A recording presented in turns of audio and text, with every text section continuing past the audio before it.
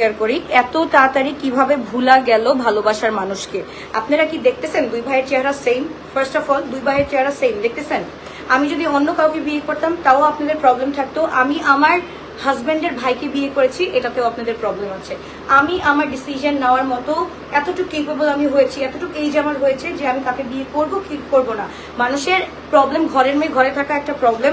আর যদি আমি আজকে যদি এই ফ্যামিলিতে বিয়ে না করে অন্য ফ্যামিলিতে বিয়ে করতাম তাহলে কি হতো আপনারা বলতেন তার সাথে আমার পরকীয়া ছিল, এন্ড হচ্ছে গিয়ে আমি আর আমার সবাই মিলে আমরা তাকে মেরে ফেলছি, এন্ড আমার শ্বশুরবাড়ি ওয়াজ রাইট।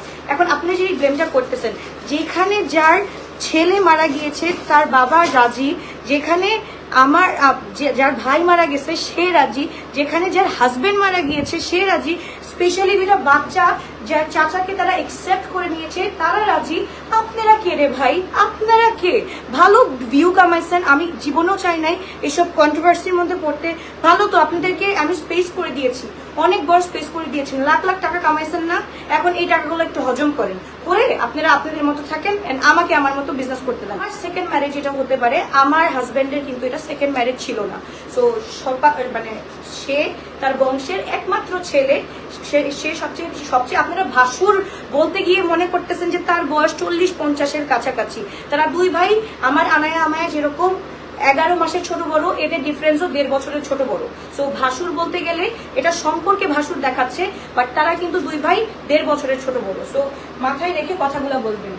ওকে, সো তাদেরকে স্ক্রিনশট এটা আমরা একটু দেখে ফেলি। এটা হচ্ছে কি নিউডিশ কালার। হ্যাঁ, নিউডিশ কালার। আমার মধ্যে যদি এত রং থাকতো আমি এখন হানিমুনে থাকতাম, আমি কাজ করতে আসতাম না, রাইট? সো যারা বিবেকবান মানুষ আছেন তারা অবশ্যই বুঝতেছে আমার সিচুয়েশনটা। আর যাদের একদম বিবেক আল্লাহ উঠাই নিয়ে গেছে তাদেরকে আমি বলবো আল্লাহ তাআলা তাদেরকে হেদায়েত দান করুন।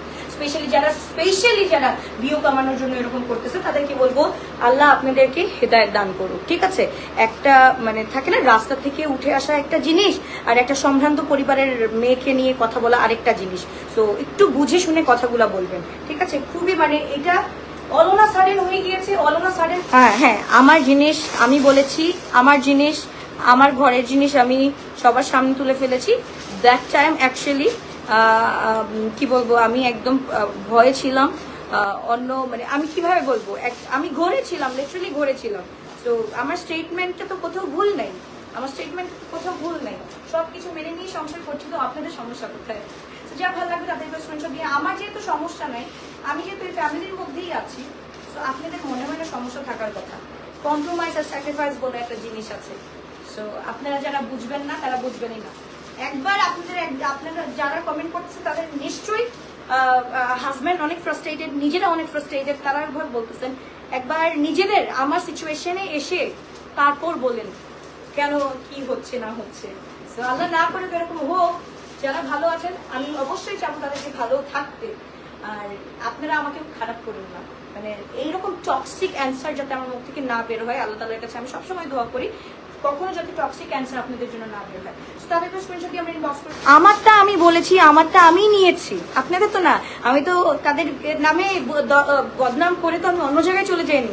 আমার ফ্যামিলিতে আমি চলে আসি। আপনাদের কি ভাই বোনের মতো ঝগড়া হয় না? আপনাদের কার মধ্যে ঝগড়া হয় না? সো আমার মধ্যে যেটা করেছি আমি ওইটাতে আবার শুধরিয়ে আমি আবার চলে আসছি। আমি সরি বলতেছি, তো শেষ, মুখ থেকে বের হয়ে গেছে সব সত্যি কথা। আর বলবো না তো, শেষ তো হয়েই তো গেল, ঘরের মেয়ে ঘরেই আছি। আর কি সমস্যা আছে আপনাদের বলেন?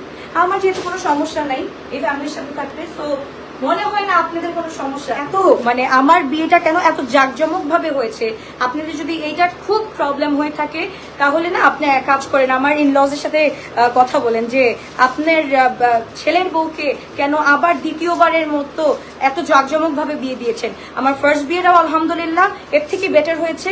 আমার সেকেন্ড বিয়েটা তাদের যেহেতু ফার্স্ট ছেলে মানে একমাত্র ছেলে, তাদের বিয়েটা আমার হাতে নাই, তাদের বিয়েটা তাদের হাতেই ছিল। তারা যা করেছে তারাই করেছে, আমার কিছু করার ছিল না। তো যার ভালো লাগবে দ্রুত অর্ডারটা ডান করে ফেলি। খুব সুন্দর ব্লু কালারের মধ্যে, এন্ড সবাই জাস্ট পিক দেখে জাজ করতেছেন, কেউ ভিডিও তো দেখেন, মানে ভিডিও তো এখন আসেই নাই। যদি আসতে হলে দেখতেন আমার মেয়েরা কত হ্যাপি ছিল, আমার সবাই কত হ্যাপি ছিল, এটা আপনারা ভিডিও আসলে দেখতে পারবেন। ডোন্ট ওয়ারি, ঠিক আছে? স্পেশালি মা হয়ে দেখান, আগে ফার্স্টে মা হয়ে দেখান, তারপর এসে কথাগুলো বলেন।